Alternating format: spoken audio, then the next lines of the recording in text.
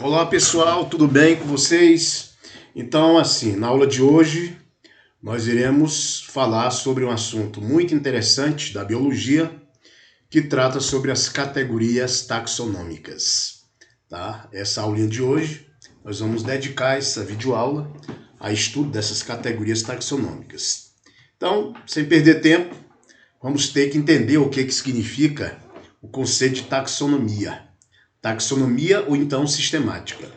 Então, a taxonomia é um método utilizado em biologia para nomear, para identificar e classificar os seres vivos.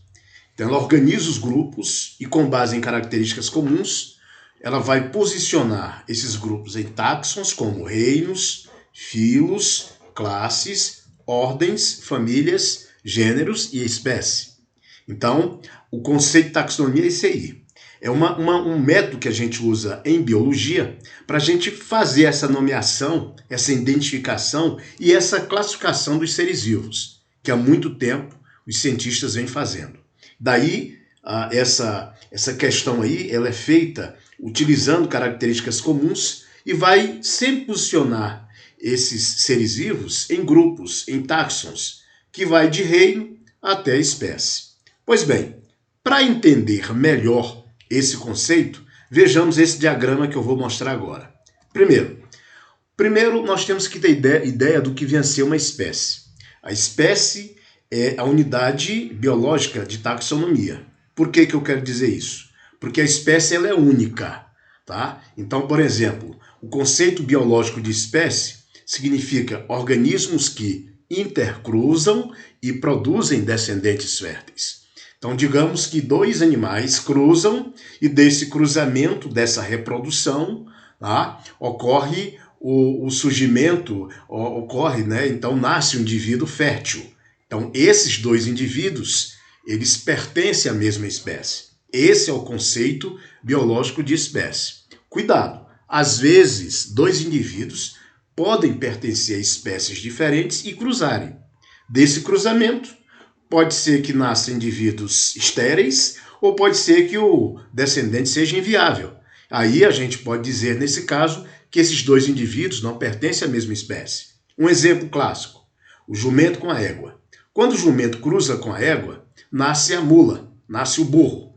Então, o jumento pertence a uma espécie e a égua pertence a outra espécie. Por quê? Porque o jumento e a égua pertencem a espécies diferentes. A mula, o descendente, o burro, é estéril. Normalmente é um animal estéril, não reproduz. Daí o conceito de espécie. Portanto, o conceito de espécie, organismos que cruzam e produzem descendentes férteis. É a unidade biológica de classificação. Pois bem, espécies mais ou menos semelhantes, elas se agrupam num táxon superior que a gente chama de gênero. Por sua vez, o gênero se agrupa em um taxon superior que nós chamamos de família, tá? E aí as famílias vão se agrupar formando a ordem. Por sua vez, a ordem se agrupa formando a classe. As classes, elas se juntam, originando o filo. E o filo, por sua vez, finalizando, se junta, os filos mais ou menos semelhantes se juntam, formando a categoria taxonômica superior, a última categoria, que nós chamamos de reino. Portanto, nós vamos na ordem crescente dos táxons, de espécie até reino. Então, é espécie, gênero, família, ordem, classe, filo e reino. Observe que esse diagrama aí é uma espécie, é uma forma de representação da matemática de um conjunto dentro de um conjunto, que nós chamamos de subconjunto. Então, as espécies estão dentro do gênero, os gêneros estão agrupados numa família, por sua vez na ordem, na classe, no filo e no reino. Aí você diz assim, professor, como é que eu vou decorar, como é que eu vou aprender, sei lá, memorizar essa ordem aí? Né? Eu sou ruim dessa parte aí. Vai lá, uma dica interessante. Começando de reino até a espécie. Olha só a mnemônica.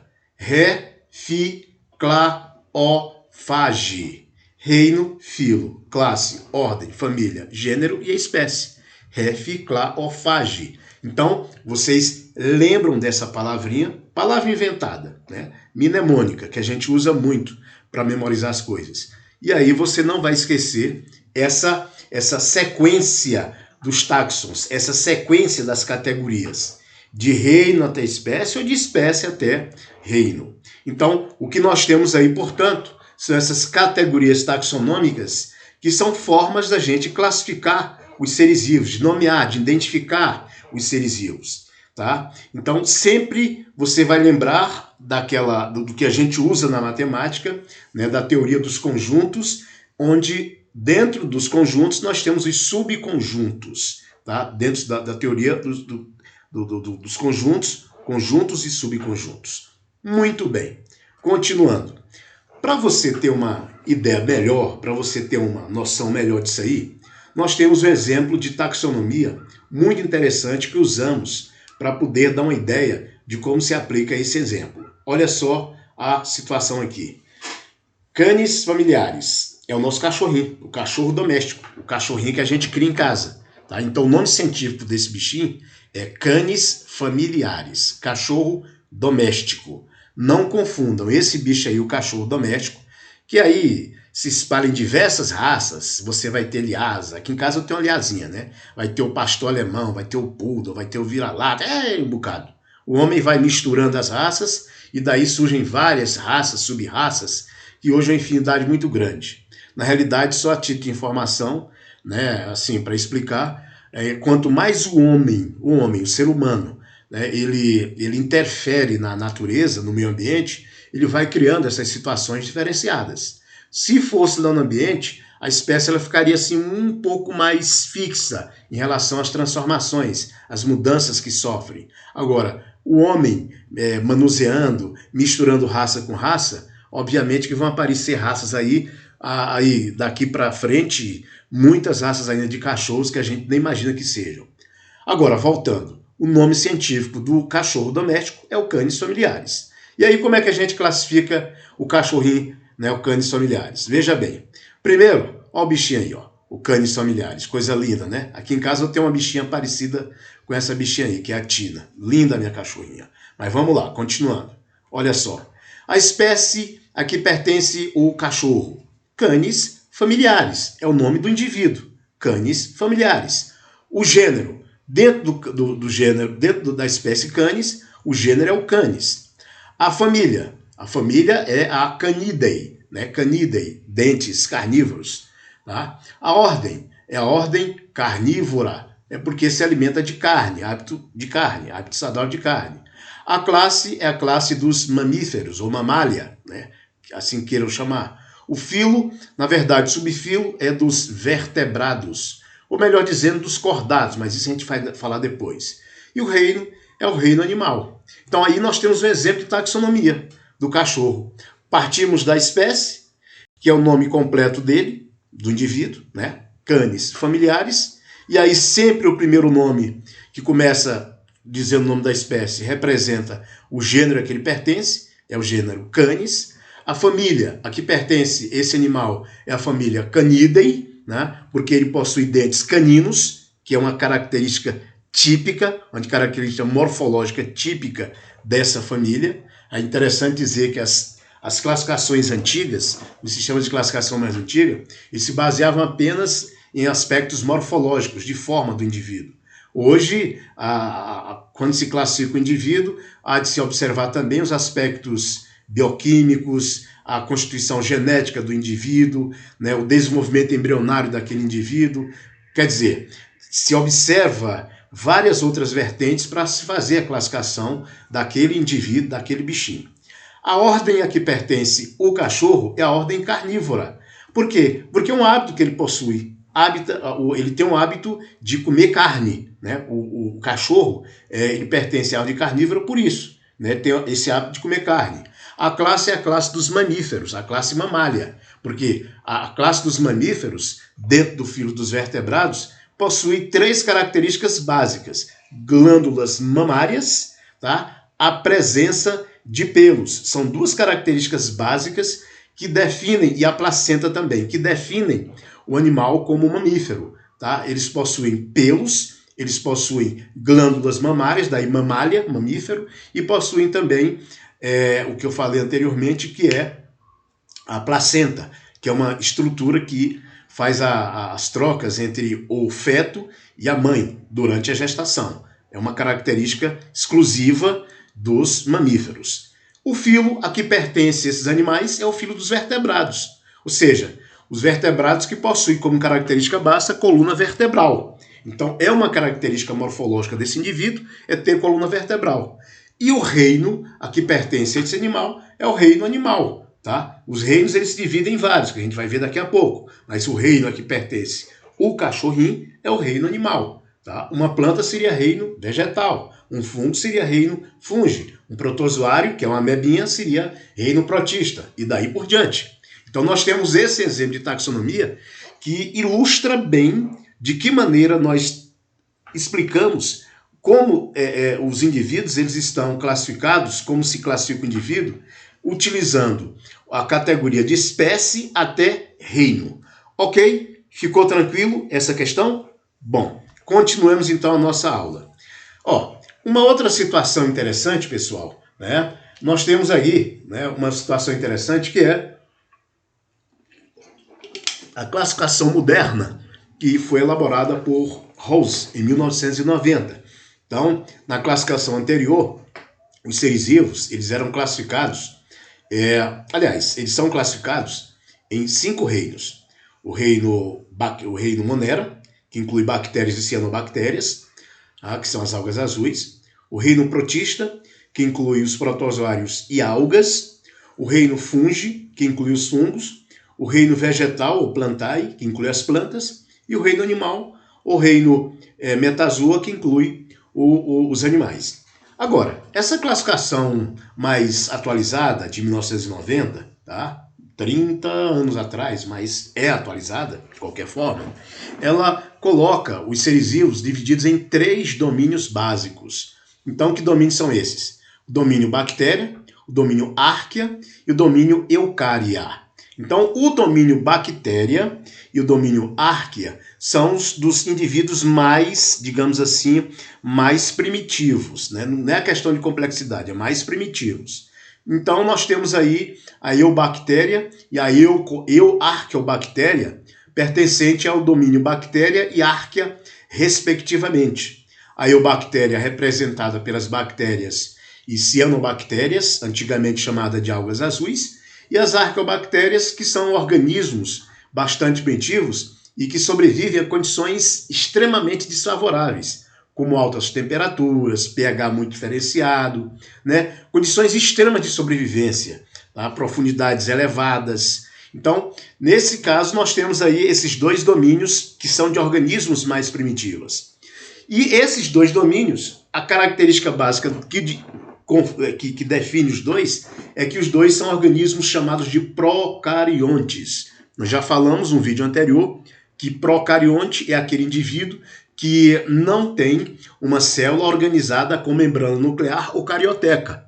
Então, esses organismos que não têm núcleo organizado, eles são chamados de procariontes. Portanto, inclui as bactérias, inclui as arqueobactérias. Tá? Agora, por outro lado, nós temos os indivíduos mais complexos, que pertencem ao domínio eucária. O eucária, eles são representados aí por esses outros reinos, que é o reino Animalia, o reino Fungi, o reino Plantae e o reino Protista. O reino Animalia e o reino Fungi, que são representados, né, pelos animais e pelos fungos. O Plantae, ou metáfita, ou vegetal, representado pelas plantas terrestres, briófitas, pteridófitas, gimnospermas, angiospermas, que nós vamos falar mais adiante. E o protista, representado aí pelas algas e pelos protozoários. Agora, o que você percebe nessa ilustração, nesse diagrama? Nós percebemos uma coisa interessante. Todos os seres vivos possuem ancestralidade comum. Aqui embaixo no vídeo, aqui embaixo no PowerPoint, vocês podem ver que todos eles derivam de um ancestral comum. Nós chamamos isso de filogenia. Filogenia ou arofilogenética, ela é utilizada para explicar a teoria da evolução, mostrando que todos os seres vivos se originam de ancestral comum. Então, ao longo do tempo, ao longo das gerações, eles vão desenvolvendo características, passando por mutações e adaptações, e aí eles vão dando origem aos diversos indivíduos, à grande biodiversidade de indivíduos, de seres vivos, que nós temos hoje no meio ambiente. Portanto, é uma forma de